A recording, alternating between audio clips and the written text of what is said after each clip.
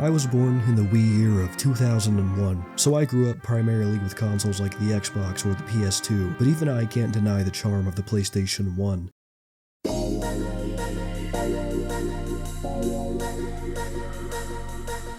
It was the console that brought cutting-edge 3D graphics to the comfort of your living room, featured an extremely diverse library full of classics, all sporting those trademark low-poly PS1 graphics. Final Fantasy VII, Spyro, Crash Bandicoot, and even brought about a second renaissance of indie horror in the later years of the 2010s, some of which I've covered before. I've scoured through the entire PlayStation library in an attempt to find the games that I believe are a spitting example of that classic PS1 charm, with the caveat, of course, being that these are some titles you've probably never heard of. I'm talking colorful, I'm talking weird, I'm talking obscure.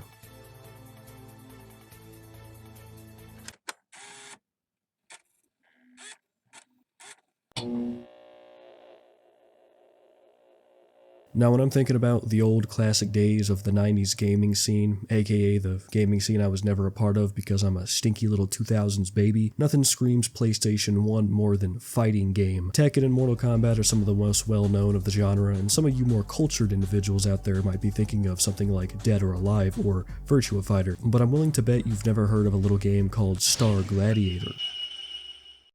Star Gladiator. Oh, I'm sorry, silly me, it's actually pronounced Star Gladiator. It's this little silly-ass looking sci-fi fighting game that started out as an arcade cabinet back in 1996, an arcade cabinet of which I couldn't really find a lot of information on. Games like Tekken and Virtua Fighter had already hit the gaming scene and sized up every single inch of their vein-wrapped, pulsing cocks, so Capcom, anxious to make a successful fighting game, had set out to make a game in the Star Wars universe.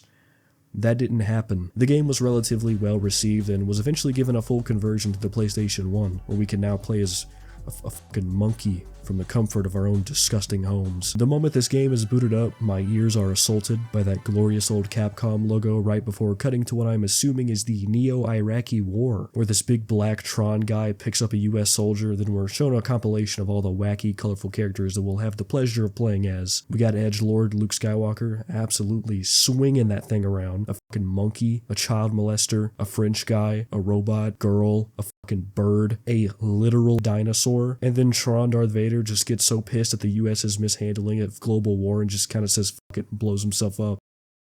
Well, that was a start to a game if I've ever seen one. Listen, I'm no pro at fighting games, okay? I have a job, so I can't just run into this all willy-nilly. I'm really not in the mood for a colon rearrangement from primitive 90s AI, so I think it's probably a good idea to stroll on down to the training grounds and see exactly what we're dealing with. Ready. Fight. You didn't even try to hide that shit. I can't just play as some weird ballerina girl with glowing hoops for weapons, and I certainly don't want to be someone not allowed within 500 feet of any elementary school, so I think the choice is pretty obvious here. We're either going to be going crazy as a dinosaur with a skull hammer, a bird man who fucks like crazy, or, oh yeah, did I mention this game has a monkey you can play as? Obviously, I'm going for the monkey, okay? I'm getting a little in touch with my relatives, and much to my surprise, he's got a dope-ass laser axe he can just swing around and go crazy with. He go insane with it, absolutely maniacal, tripping off a bean, off a Brown County jigga, if you will. We got all the normal stuff a fighting game tends to have, but there's this weird little rocket science chart at the top right of the screen, and it is in fact not an advanced mathematical equation. It's a chart that represents every possible combo chain you can achieve, which I think is a really cool mechanic that I've never really seen before. I didn't get the brand of crippling autism that allows me to be good at fighting games. I got the one that just makes me make YouTube videos, so something like this is greatly appreciated. My problem is that every time I input any sort of attack, I can see that that attack is indeed being registered, but when I press the next button in the attack chain, the game just kind of allows the next input to happen when it feels like it. I don't know if it's some sort of like anti-button mash mechanic, or maybe I have to have just ungodly timing with the next attack input, but I don't know, it feels weird and slow-paced. And no, it isn't my damn controller. I got a new one like a day ago, so don't you come up in here and start dissing my electronics, you motherfucker. So after like, I don't know, 57 solid seconds of training total, I think it's time we get out of Dodge and move on to the real meat and potatoes of this game, the arcade mode. So for all you Coco Melon enthusiasts out there, these old fighting games didn't really have much in the way of a real story, especially considering this is a game ported over from an arcade cabinet. We got lucky there was even a fully rendered intro cutscene, because it's usually just a static image of Ryu drawn up by some intern that just tells you to go eat rocks. So unfortunately, we're not really going to have much meat here for me to peel back the foreskin of and analyze Mahler style. It's gonna just kind of be what it is, which is a monkey attacking innocent people and peeling off their scalps. I jump into the arcade mode, and the very first fight has got some peak PS1 aesthetics, if I do say so myself. It's got some misty greenery in the back, and I don't really know what we're standing on. It's like an elevator that goes to space or something. I don't know. Looks cool. Because of the aforementioned slowness of this game, you're going to see a lot of me just kind of swinging around this big axe like a toddler. I don't know, man. Feels like it's in character for a Gamoff here, so I don't really feel like it's that big of a deal. Usually when it comes to these types of fighting games, I get my booty cheeks kicked, but I'm going kind of crazy right now, not gonna lie. I mean, I'm not amazing, and as much as I want to show off to my lovely audience, I don't think I could get away with even faking that I'm good. But I was doing a pretty decent job here with dodging certain attacks and knowing when to jump in like a big smelly simian and body slam into the pavement, and eventually KO. I won. Alright, now don't go popping the champagne open just yet, because we got a million other butt munchers just begging to be aped, so I think it's best we give them what they want. Well, now we've got some primate on primate crime, and by that I mean I lost immediately. The stage we're fighting in now seems to be some type of grungy, tetanus-infested future city from Blade Runner, and you know what? I'm all here for it. We got the neon signs, we got the trash on the ground, some smogged out skies, and police cars on their way to pull over someone going 45 and a 40 instead of the tic-tac dick flooring his shitty Challenger down the road at 3 in the morning. But overall, I feel like this has been a pretty good game in terms of that old low-poly colorful look of the PS1, and even though the gameplay is a little clunky, it's still relatively fun. Oh, also look at this sick-ass combo I did at the end of the match. KO. Man, that shit looks so cool. I really am monkeying out. In the next stage, we drop into this industrial-looking rocket place with this orange hue over the whole map because of the sunset. Very Halo 3 of you. I dig it. And now we're fighting against that weird dude with the lightsaber from earlier, this fucking scar-eyed edgelord OC swinging around a glowing copyright infringement. Nothing that really interesting happens here. I'm just slowly beginning to learn and understand the way this game operates, albeit at the most basic level, but I can't for the life of me figure out how to protect myself. Usually it's pretty simple. You either walk back or just press a button, but every time I press the button that makes Monkey Man throw his arms up and beg for his life, there's like a few seconds of delay where he does nothing at all. It's really confusing. Sometimes he just walks. I don't really know why he does that. Man, this game just feels super tanky. When you jump, you don't get that immediate satisfaction of taking flight like in Street Fighter or Smash. It just feels like you're glued to the floor and finally breaking free of your shackles just to fall back down and find yourself back in this same oppressive cage. I'm sure there's a whole genre of slow movement fighting games out there, but if they're anything like this, then they're just not for me. I don't know, it's a fun game, don't get me wrong, and it's really fun to look at mostly. It's just not a particularly satisfying game. Well, thankfully here at Star Gladiator, we don't discriminate during the hiring process, so thankfully that means Diddler McGee over here gets just as much of a fair shake as we do. I mean, I don't know, maybe he's a cool guy. There was technically no proof of what he did, he just doesn't really like talking about it, I guess. He should also put a fucking shirt on. The stage is decent, at least at first glance it is. There's nothing really that special about it, it's just a metal platform floating in space. But when the camera turns around, it's pretty much just nothing more than this abstract PS1 series of shapes. So I'd say this is probably the weakest map out of the bunch so far. Speaking of weak. This dweeb didn't last a second. The very next battle's with a pedo stash here, and he seems like the quick and nimble character type, which is the one I revel the most in when I rip them apart. I know how this game works with these dickheads, okay? So my strat is pretty much just jumping in, poking at his earlobes with my axe, and then jumping away before he's about to hit me. The stage is quite literally just a better version of the last one. You got the space, you got the industrial garbage, the planet in the background, but here you can actually somewhat tell where you are, and there's even a bunch of giant cargo boxes hovering around to really sell you on the fact that you are indeed in space. This dude is French, so if I really wanted to beat him, I just show him a low-quality JPEG of a woman in lingerie and he'd start losing his fucking mind, but even without that, I aped the shit out of him, even managing to get a perfect win on the second round. I guess that means I'm a certified apist. Next we got Birdman, and I ain't talking about the 2014 comedy drama starring world-famous actor Michael Keaton. I'm talking about, this guy. We're back to some furry on furry action, but instead of bringing me to the climax of a heart-stopping, leg-shaking orgasm, I just kind of run on autopilot for a few minutes and eventually end up sending this guy back to the nether realm all over again. The stage is pretty much one of my favorites. It takes that sunset vibe from the other map, but it's a little bit more subtle. Why a guy with wings is on a ship, I'm really not sure, but either way, I duke it on this fool. The turd is straight dripping off of his head. Ready, fight!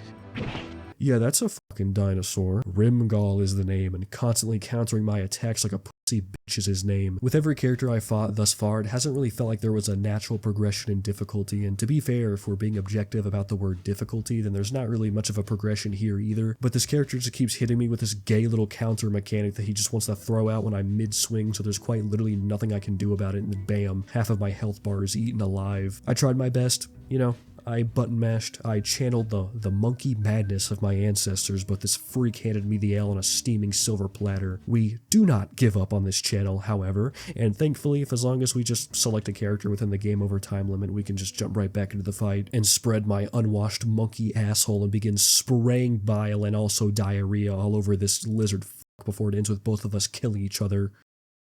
But I had a Fortnite dub beforehand, so I was technically the winner.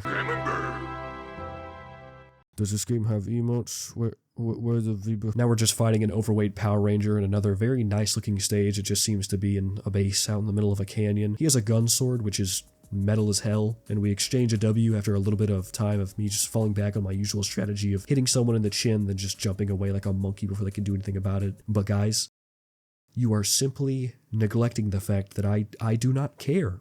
KO. I win. I also found out that you can just keep playing even when the screen says victory, so I just started beating this dude's corpse like a monkey would, if I may add. So I have a little confession to tell you guys. This video was initially going to be very different, but in the original script, this was still a game I was going to play, and I did play it like a year or two ago. I bring this up because I remember this stupid elf-eared being an absolute dipshit, ruining my entire run. You know, it was the whole nine. Constant grabs, constant counters, running around like a headless chicken and spamming projectiles like Spider-Man mains and Marvel Rivals and other shit I wasn't even aware of, and just generally squirting thick ropes all over me. But this time, I bent this dude over my lap and ripped his legs clean off of his body.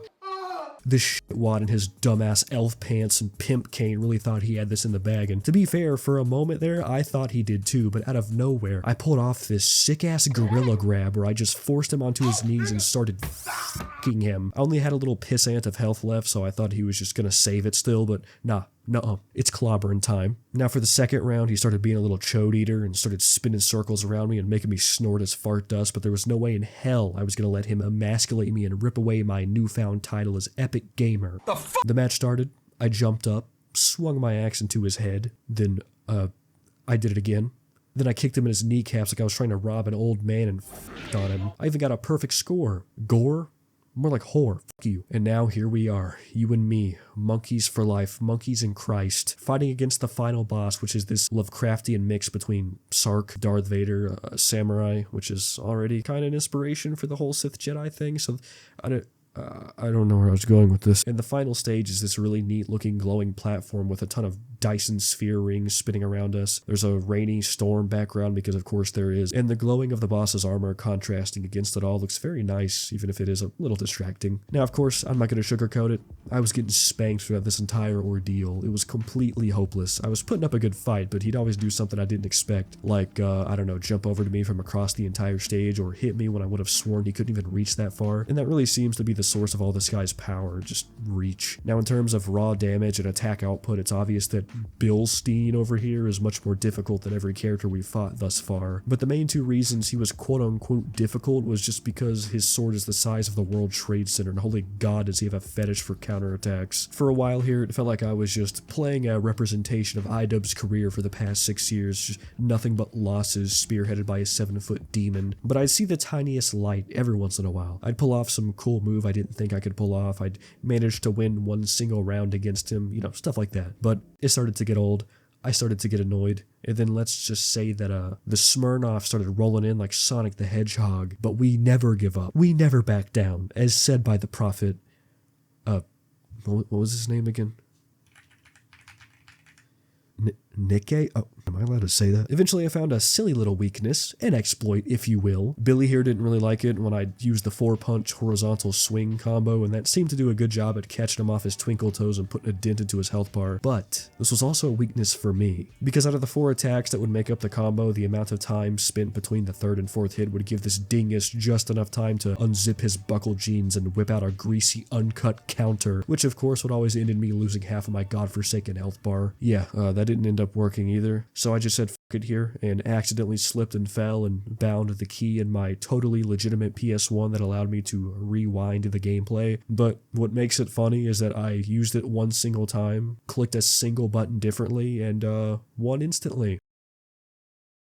Yeah, immediately after we win, we get this big-ass exposition dump that I couldn't possibly care less to read to you, and then we get a list of Holocaust survivors. I actually really like this game. I played like 6 different PS1 fighting games in the original version of this video and thoroughly hated almost every single one, but even then, this was the one that I enjoyed. The character roster and their designs are as silly Willy as Silly Billy could possibly...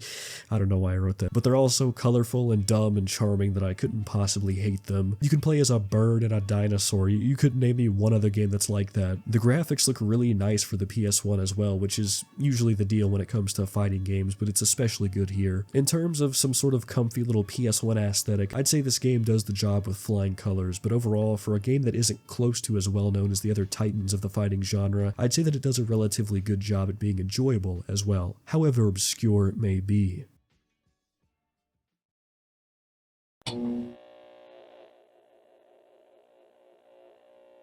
When I was scrolling through the PS1 library and stumbled across a game in which the cover depicted the image of a Limp Bizkit fan punching a poor man in his chrome dome and moments away from doing the same to me, you best believe my attention was piqued. What you are looking at is a game called Courier Crisis, a game that's Wikipedia page so lovingly begins with, "Courier Crisis was almost universally reviled by critics." That can't be true, and you know what? If the Mario movie has taught me one thing, it's that critics are always correct. The intro to this game is probably the most insane shit I've ever seen in my natural-born life. Starting off with the camera hitting a cardboard box for some reason, and then this guy flies through and picks up said box, which, like, I've already got like 30 questions, and then he murders 3 people in cold blood, awakens a demon dog from Elder Scrolls Arena, passes a homeless guy that lets out a fart sound effect that I'm sure you've heard a million times to this day. Hey, it's this one. You know the one.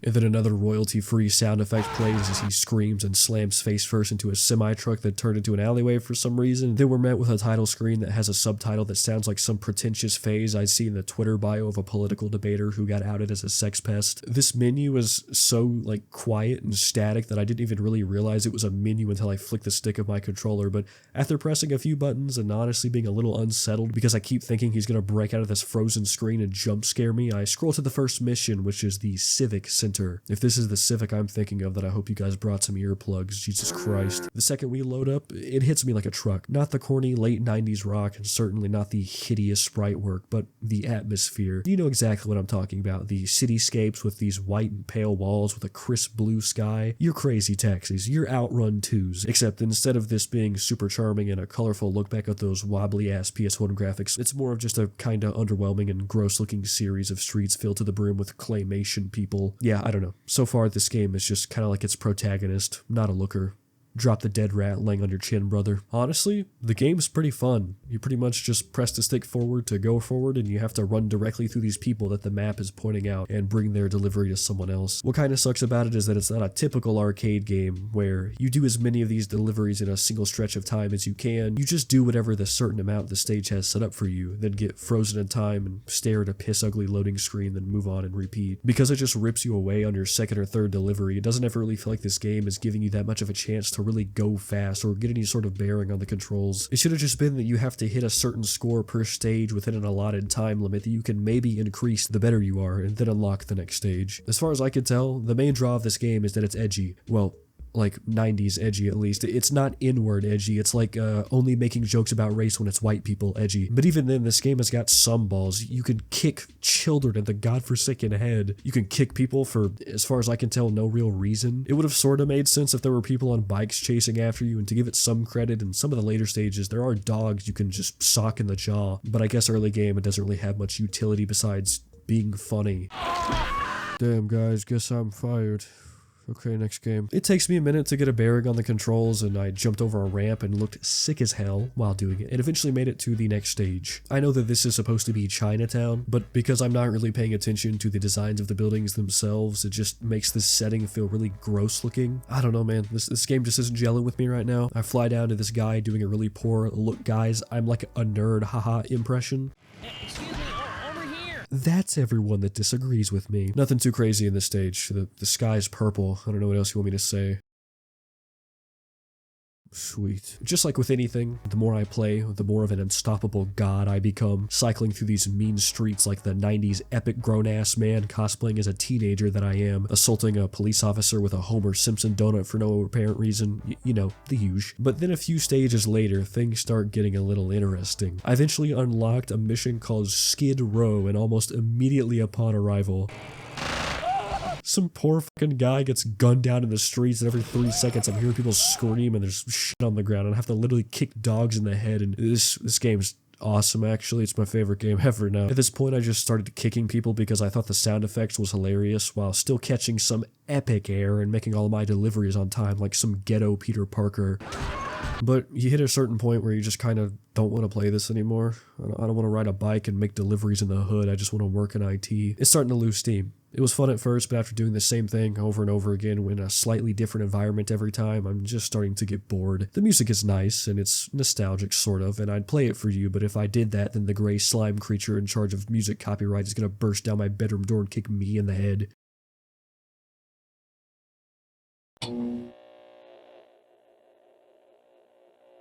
Blasto has an aesthetic that is so extremely charming, but not really for the same reason I'd say that the other PS1 games we played tonight have charm to them. As per usual, I did some quick research about this game and discovered that there were a lot of really interesting technical things done with it during its development, the most important of which I think is the game's lack of texture mapping. I'm not a programmer, so I'm just going to take what I'm reading here with a grain of salt, and you should probably do the same for me, but there are a lot of areas in this game that don't really have any textures on them. There are obviously still some. If there weren't, it'd look like some weird Super Nintendo test game, but you can tell just from looking at the ground and other structures that it's usually just a solid color being ambiently lit. And this is essentially a primitive version of ray tracing, which is interesting because we only recently started nailing that down, and I'm recording this in 2025. I read through this 1997 issue of Next Generation, and the article about this game specifically seems to boast about pretty much only that, the technical side of things. We've had video games like Halo Combat Evolved or Metal Gear Solid that were regarded as revolutionary and still recognized as such to this day, so it's strange to me that a game that seems to have so much technically going for it hasn't gotten so much as a shred of recognition even to this day. Getting back on track, just from looking at the advertising material and looking at the game, the split second you turn it on, this weird tech thing they pulled off from making all the environments look extremely simplistic makes this game feel like a fever dream. The way that the vertex lighting gives everything this almost unsettling dark shadow in contrast with the bright neon greens, blues, and yellows, it makes everything feel like a weird playable version of those old bowling alley animations everybody was cramming over a handful of years ago. The game starts off with a racial epithet, and then we're flying through the Death Star trenches before the camera pans out and reveals a giant bee. I thought I was playing Blasto, not the prequel to D. But right when you press the start button, it just blows up to shit, so, you know, there goes that, I guess. There's a big evil castle with some evil hallways, and then we end up in this evil crowd with an evil-ass guy giving an evil-ass speech. And he just kind of says a bunch of shit we don't really need to listen to, but he says the word rape, which I thought was funny. No one will be able to save them. I will enslave their women, eat their cattle, and rape their children. Point is, this little green Hitler is trying to get all his little green dudes to go over to Uranus, which, Uranus has the word anus in it. That's funny as frick, bro. Hey, maybe after school we can pick up a pizza from Raphael's and go home and play Battlefront 1 on the PlayStation 2, you fucking prick. Now we get introduced to our main man Blasto, the most unfunny Macho Man parody that's been done like literally a million times and is probably the same thing every single time. And he gets a call from the old guy from Thomas the Tank Engine, and then we just kind of end up at this weird little spaceport for Uranus. Haha. Good luck, and remember, Uranus is on the line. So what else is new? Episode 1, Toast Aliens and and rescue babes. Rescue babes. Dude, it's like there's babes here. I don't know, man. I was trying to get her number and you just started talking about Pokedex entries and then they didn't f with me anymore. We got some pretty heavy sci-fi fart step going, and then Captain Blasto here, he's ready to slay some alien poon. I walk around and look at the environment real quick and getting a bearing on some of the controls, and holy hell, this game really does feel like I'm just running around some corny-ass laser tag arena. It feels so oddly comfortable, even though my astrophobia and megaloastrophobia are off the charts. Yeah, I bet you guys have never heard those big words, have you? I struggle just like you. Mr. Blasto runs like his butt plug is getting a little loose, and honestly, it feels kind of good to just spam the circle button to go freaking bananas with this laser gun, even if it is kind of weak and shitty. Run through, shoot some green dudes, make a piston and go slower because of gameplay, and eventually come across one of the aforementioned babes just kind of standing off on a hovering platform. Floating indefinitely in the vacuum of space until the day you die doesn't really sound like fun to me, so I figured that killing her would do the trick, but nah, she's one of those newfangled invincible models, so of course I run off trying to find the way in which I set her free. Now listen, I'm not going to be that guy. I'm not going to be the wannabe Twitter preacher who cries about objectification while secretly harboring some weird fetish I insist on making public, so I'll spare you all the whole kinda problematic to save these scantily dressed polygon people. They don't need your saving. Oh shit, here's a neat little pill. I love taking my little pills. I love them. Damn. Yeah, the movement itself is really clunky. It doesn't really feel like clunky in the same way the original Tomb Raider feels clunky, and that the stiffness kind of helps with the realism, but it makes any sort of platforming feel kind of frustrating. I got used to it, sure, but just because I get used to the smell of living next to a landfill doesn't mean it doesn't smell like trash. I feel like the movement should be a lot more bouncy and fluid instead of this weird borderline tank control thing. Well, I clicked the button and walked into this little thing here, but instead of freeing the babes, it just sent me to the next stage without so much as a single warning. Damn. Guess they'll just kind of have to rot away then. The subtitle of the second stage tells me that we're trying to find a teleporter, and this stage actually has a pretty neat start. Instead of being a relatively linear level, it starts off in this little hub with different entrances that are locked, so we gotta go to all kinds of different corridors and platforming challenges, unlock said doors, rinse, repeat. This mission's got a little bit of new things going for it, like some weapon power-ups and things that decrease your damage, but if you fall off a ledge because of these weird-ass controls, then, well, they're all gone. You. There were some fun moments like these rotating tunnels you have to jump through, and even some breakable glass, which is cool, I guess. But that neat little 90s bowling alley laser tag thing this game's setting has going for it is just kind of starting to wear off. It's still prominent, don't get me wrong, it's just that, you know, it was kind of the best thing it had going for it. It's not really neat to me anymore, I'm just kind of bored. I don't know, I'm not really a big puzzle game person, this shit just kind of makes me lose my patience. Well, I finally rescued a babe, but instead of doing something cool like giving me a power-up or giving me a Supra or money, she just kind of says something sensual and disappears.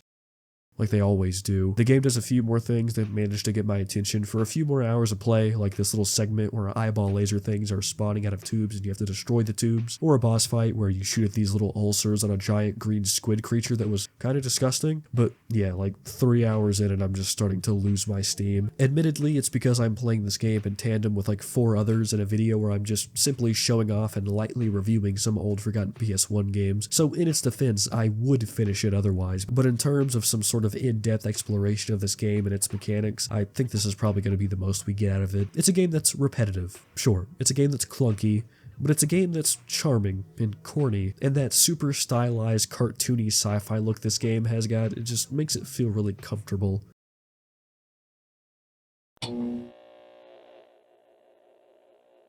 All the games we played through tonight have been relatively colorful and lighthearted, as they should be. After all, I feel like that kind of thing is what the PS1 is primarily known for. But let's step into some truly unknown territory. Some territory we're not allowed in. Some territory they wouldn't want you to see. Yeah, you know who they are. The Republicans. Something that adds to the mystique of this game is how little I could find revolving around its development. There were several articles written about it that were just your typical, simple, surface-level reviews of the game, many of which gave it a pretty mediocre score. No logs from the creators, no interesting factoids, nothing. All I could really find at a moderately deep level is that the game was developed by the same studio that made Medieval, so we're just gonna jump into this one pretty blindly. After booting this lovely game up, we're instantly being held at gunpoint by this corny 90s edgelord Sword, but thankfully he loses interest and we're instead thrown into the main title screen. Click start, new game, and then we're met with this absolute garbage fest of exposition. This is shameless. No beginning cutscene, no cool narration by some old guy with a gravelly voice. It's literally just this weird out-of-place debrief about the events of the game's history and its protagonist. It isn't even necessarily written in a very exciting way, it's just really straightforward and amateurish. Actually, wait, scratch everything I just said. This is literally just some weird diary entry of like another character, a scientist that was involved with the main character named Vaughn, and he just pretty much talks about how Vaughn has saved him and someone else in some explosion, and then, I don't know, his dick size makes him a little nervous. Point is, there are aliens that have turned the world into California, and said aliens sometimes kidnap and brainwash people, and our main character has been physically altered, so humanity can stand a chance against the aliens. The first cutscene is this transport ship flying very quietly through this busted up city while some science nerd talks in our ear about the two squads we were sent here to find. You'd think that an alien species with technology so advanced we have to augment our own people with it to stand a chance would have some sort of anti-air weapons that would prevent us from flying so peacefully through here, but I guess not. We touch down into the city, and this game's got one thing, it's atmosphere. Don't pay attention to this weird-ass bionicle sword we have instead of some laser gun built into Vaughn's body or just a literal assault rifle we could have had that would have likely made this very important mission a lot easier. Just pay attention to the environment. It looks amazing. I'd go on to tell you just about how impressive of an environment this is for the PS1, but we've already played a handful of games tonight that you can just compare and contrast to it firsthand. Just look at it. The millions of little jiggling polygons because of the PlayStation's weird software kind of makes my eyes hurt when I move at all, but other than that, I think this city vibe the game's got going on looks amazing. Everything has this blue or white glow from either the night sky or street lamps that light the roads, and sometimes there's like fires and rubble and car lights that bring a little bit of warmth to this otherwise extremely cold atmosphere, and I think it all comes together extremely well. The black fog in the distance that masks when objects loads in, of course, reminds me of Silent Hill, and the way this city is just in shambles and has this bluish glow, it makes me feel like I'm playing a version of Escape from New York, but instead of a corny and equally entertaining performance from Kurt Russell playing as Solid fucking Snake, we just have this stack of cardboard boxes with a robot eye running around. Our objective at this point is pretty simple. We just run from whatever point the map starts us at to whatever point the map feels like dropping us off at, annoying and pointless comm intrusions included. However, I don't really mind it, because the way this city is built and lit along with this honestly really creepy ambience makes for a very unique experience, especially considering the console this game was made for. The game's controls, however, I'd rather have a 30-minute session with a sounding rod. It controls like shit. Not necessarily in running or mobility, but literally anything involving around the camera is like borderline infuriating. The controls are inverted horizontally for some reason, and from what I could tell that couldn't really be changed, so I just had to deal with being perpetually confused every time I was thrown into a situation where I needed to either act quickly or be aware of my surroundings. Oh hey, this game has a first-person mode. I mean, maybe that'll make things a little easier. Oh wait, when did this game come out? It came out a few years before Halo, so we got a few years to go until console first-person shooters aren't complete ass. A small detail I thought was neat as well is how you can see the little red dot that Vaughn's eye casts all around the environment. Doesn't really mean anything, but someone thought of that, and I noticed it, and it's cool. After running aimlessly through these dark city streets, and there's a little Halo 2 door-breaking session, we're eventually led to a cool little automatic rifle, and again, just the controls get weird. So, you shoot with X and auto-lock onto enemies with right bumper, but here's the thing. When you press right bumper to lock on enemies and move in any direction at all, Vaughn here pisses his diaper and faces the opposite direction, starts booking it, which means he isn't shooting the fucking thing I'm locking onto. Now, sometimes it actually works. I lock onto something and he actually continues looking at them as I continue moving, but other times he just tells me to go eat ass and start shooting the wall behind him. I really don't understand this mechanic at all. I'm thinking that maybe when you click the lock on, you're like allocated a certain small little area you can move within, but if you turn around again and face them but stand completely still this time, he has no problem locking onto them at all.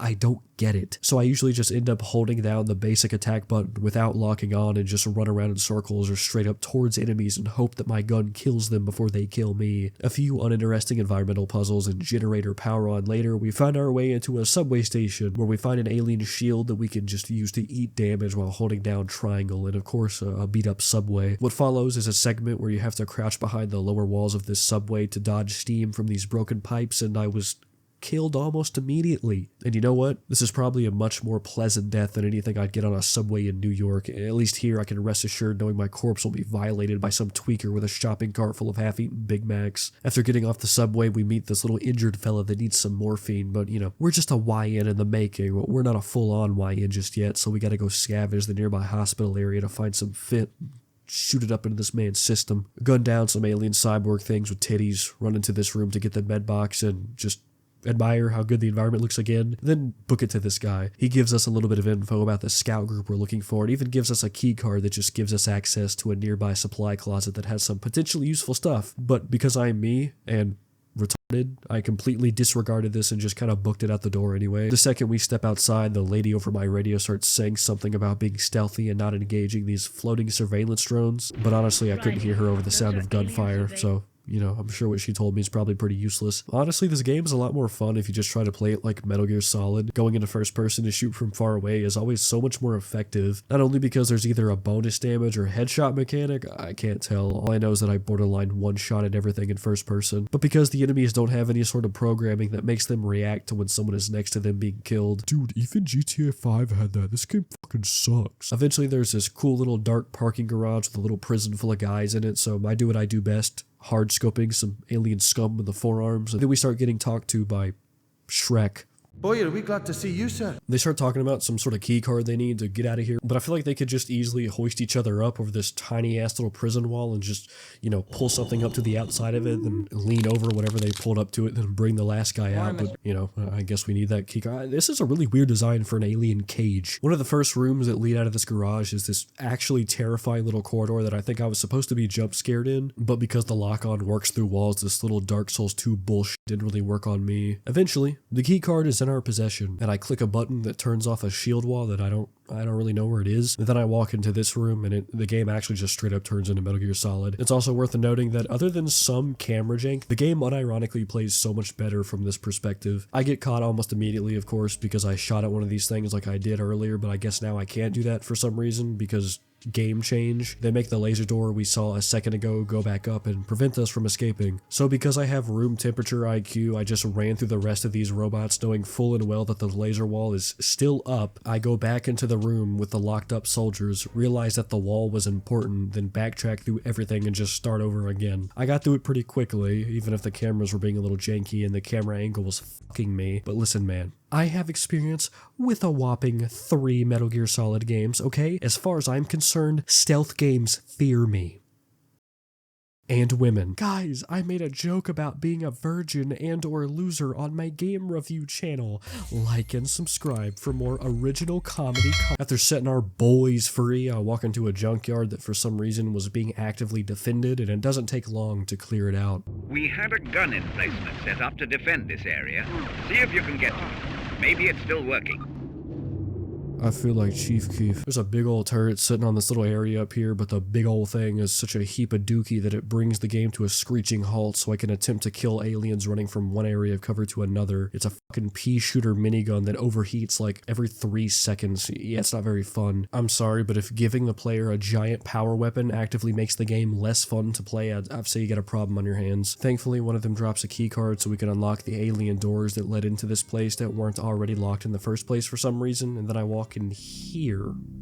Yeah, I walked into a creepy sausage fest full of a bunch of guys just kind of staring around and, I don't know, taking in the sights. I just want to get out of here. One of those weird-ass guys with a fluoride stare gives us some explosives to arm, and even though I got lost for like 10 minutes like a little stink lord, I eventually found this big pile of rubble to blow up, so yeah, kablooey. But holy fuck, and also shit, there's a giant black alien tank thing. But instead of having like a cool music cue play when it's introduced or some neat stylized little title card, I'm just given a bunch of boring exposition by a British woman that serves to do nothing but give me information I learned firsthand 3 seconds later. What a surprise. The boss fight isn't fun. You basically just get stuck behind this barrier because the split second you leave it, the tank just starts shooting a high density laser at your prostate. Little surprise, you can also get shot through walls, so that's pretty fun. But hey, this music is sick as shit.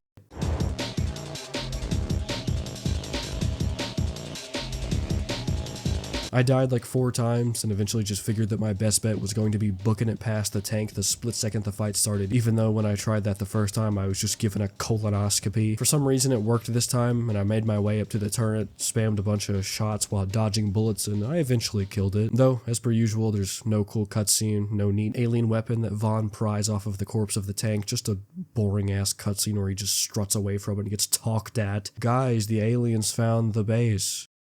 The base.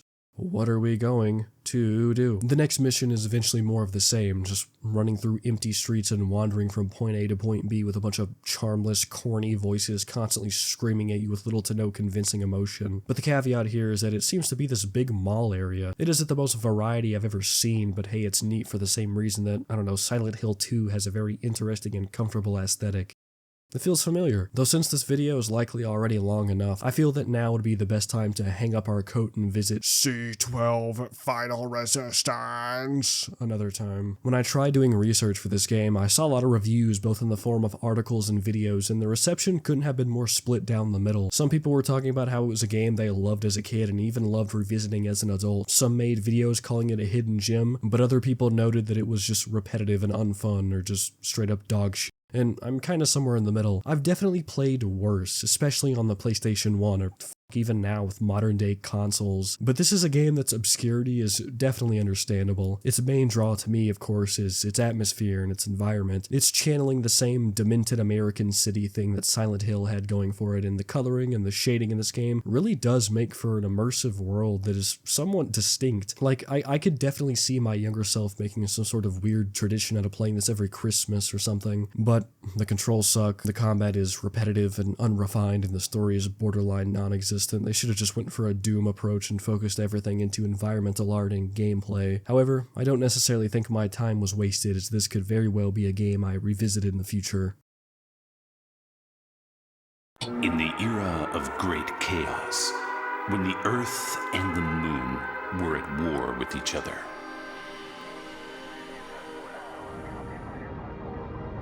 a daredevil from the moon piloted a bizarre aircraft. It was feared, and because of its shape, called Iron Hunter.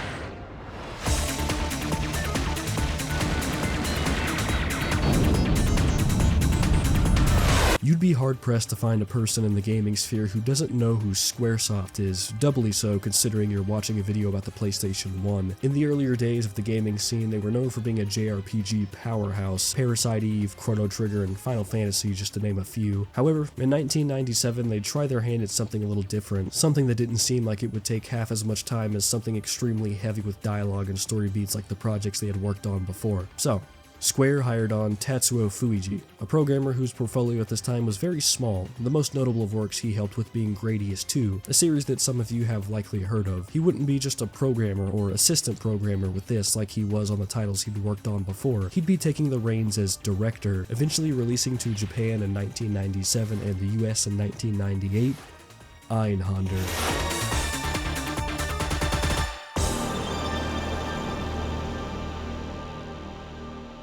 This game has an amazing intro. It's this crusty old FMV of a scummy looking sci-fi city with Solid Snake giving us a little bit of dialogue about the Einhander in question. It was feared, and because of its shape, called Einhander. I do find it funny how the ship itself isn't known for anything cool or being a rebel without a cause or being a ship that's escaped captivity 50 times or something. No, it's just the shape of it is why people know what it is. It's like a Lamborghini. You know they're pieces of shit, but you know what they look like. Thankfully, there's no mind-numbing dialogue that drags on and tells us things we either already know or are seconds away from knowing anyway. It's just a short, simple little FMV that throws us into the title screen. Go to the next screen with some very nice, crisp-looking graphic design. Choose between 3 different types of ships or something. I don't know, I played this a handful of times and I still don't really get it, and just like that, we're in. Instantly, this game kicks off with this really unsettling atmosphere, like our character just got back from doing something horrible. There's sirens going off, there's a lady going ham in the background, though we don't really get a good look at the cityscape for long before going down into this tunnel and blowing literally everyone that looks at us sideways into oblivion. We touch down in front of this creepy-ass sign that just kind of looks to be some surface-level satire about dictatorship-type stuff, and then this creepy music just continues on for a while as we blow everyone to high hell. I feel kind of bad because some of these ships don't even look like they're trying to harm us. They just kind of looking at us before getting blown to smithereens. I don't know, they're probably paparazzi, they deserve it. You can't have a sci-fi city without a bunch of tall buildings covered in neon signs, but after shooting a bunch of them down, we're in for the main stretch of the game. Some fast-paced music kicks in that still sort of has that unsettling chanting in the background, and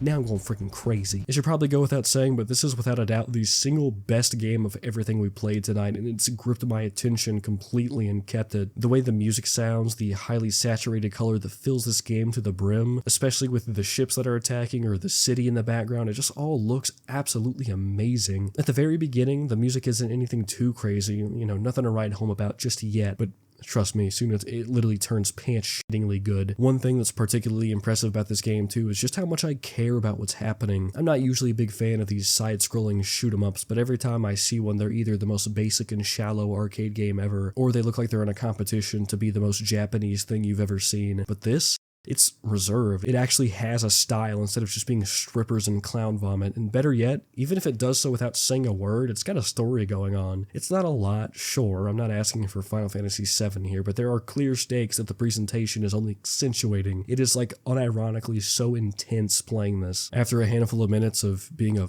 fucking terrorist, we eventually get caught up to by this weird floating disc robot that looks like Ava 1 and it has a giant ass cannon. And it fucking killed me. It doesn't really take a lot to take it down. You just kind of have to memorize its attack patterns and dodge accordingly, which can get pretty difficult, and I'm about to tell you why. Left trigger and right trigger slow down and speed up your ship, which can be useful whether you're finding its speed to be too fast or finding dodging to be too slow. My problem is that there are several different levels of speeding up, which means that if you're on a low setting and need to quickly jump up to fast to dodge some extremely fast attack that was borderline impossible to see in the first place, well, you're donezo. I feel like an easy fix would be to only have two options, fast and quick, or what would have been even more preferable, a speed that you can't change at all, but a dodge mechanic. It's not unbearable, sure, but it can get pretty annoying when you're at a speed that you happen to find comfortable for dodging enemies just for some unexpected attack to hit you in the earlobe out of nowhere and into your Ava 1 goes down in a blaze of glory and my pants start getting considerably tighter, but nothing more than a dark tunnel lies before us. I think now might be a good time to reflect, and it's only been 6 fucking minutes.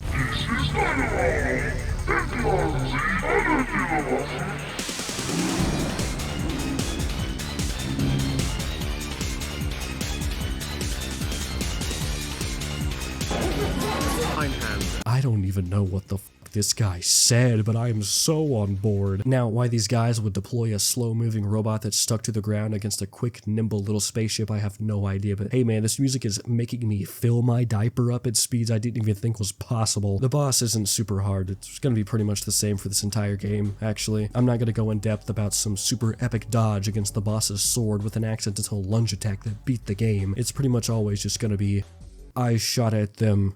They died. Now we're moving on to destroy some giant convoy I'm assuming is assisting the Moonlings in this war against Earth, or is it the other way around? I don't know, this game doesn't really explain much. I don't really know what side I'm on. A daredevil piloted a bizarre aircraft. And it's fine. It's cool. The entire mission pretty much just revolves around you flying around the top of this giant convoy vehicle and shooting the mech standing on its surface. No longer is there a glistening city behind us though. It's just this vast empty canyon covered in dark clouds, and it makes for a very distinct look. Kinda reminds me of the area outside of Midgard in Final Fantasy VII. Oh hey, also ignore this part where I died. Depending on the enemy you kill, a weapon will be dropped, and it can be all kinds of things. It can be a missile launcher that you can shoot while facing away from enemies, because as far as I can tell, if an enemy is behind you, you're pretty much as useful as a college student with a gender studies degree. There's a sick-ass minigun, which is usually my go-to because I just hold down the dedicated power button and it shoots both my main weapon and it at the same time. There's a cannon, which is usually my runner-up, and there's a few other ones, but I don't remember or care about them, so let's just move on. At the end of the mission, this giant cargo box opens up and reveals this little dune crawler thing that jumps out and bounces on the ground with a very nicely animated impact, and then the skybox sees the canyon surrounding us raising up as we get closer to it. This boss gave me some trouble. He's close to the ground, so you've already got to calculate some risk, because in this game you take damage from touching the ceiling or the ground, which, yeah, I don't know, it's kind of stupid. He starts off simple with shooting some bullets in an upward wave you gotta dodge, but out of nowhere,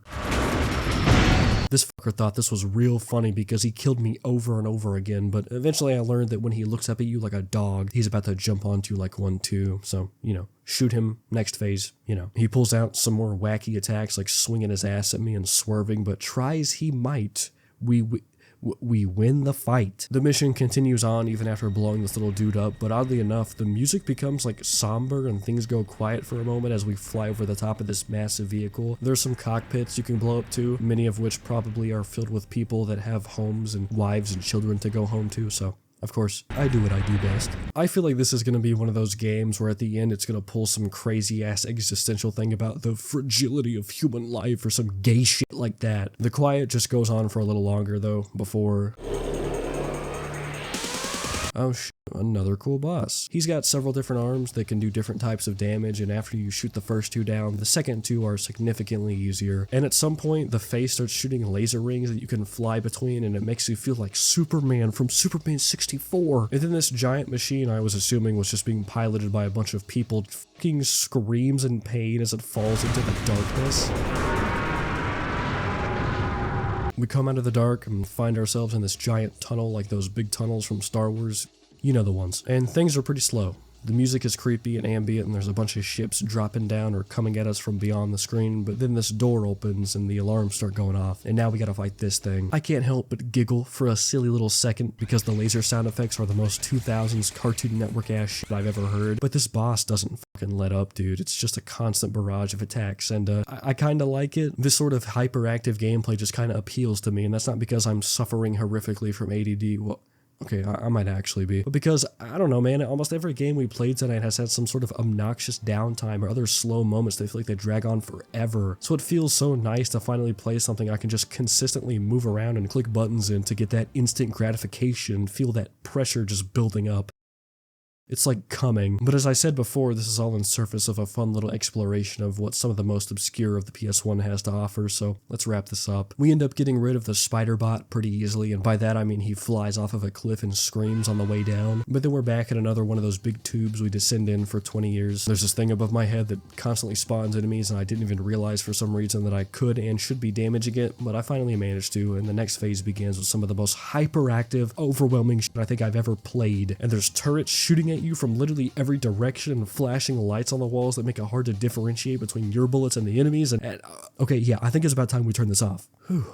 I really enjoyed Einhander. It was Square's first foray into the side shooter genre, and I think that there's a lot about this game that's really admirable besides just its fast-paced gameplay alone. The music is phenomenal, even if it is simple and repetitive and sometimes a lot more muted than it should be, and the art design just looks fantastic too. It's very simple, and half of the time it feels like you can't even really get a good look at it because you're either taking up a minuscule amount of the screen or there's so many flashing colors at once you can't even focus, but I think the simplicity helps quite a lot. I might finish this game at some point because this had to be the most intense PS1 game I've ever played, and I find that a game that was made almost 3 decades ago managing to instill that emotion into me with nothing more than music and gameplay alone is more than impressive. Tonight, we didn't eat a bag of Cheetos and play Apex Legends. We didn't make an hour-long review on the most recent shitty-ass Fortnite Battle Pass.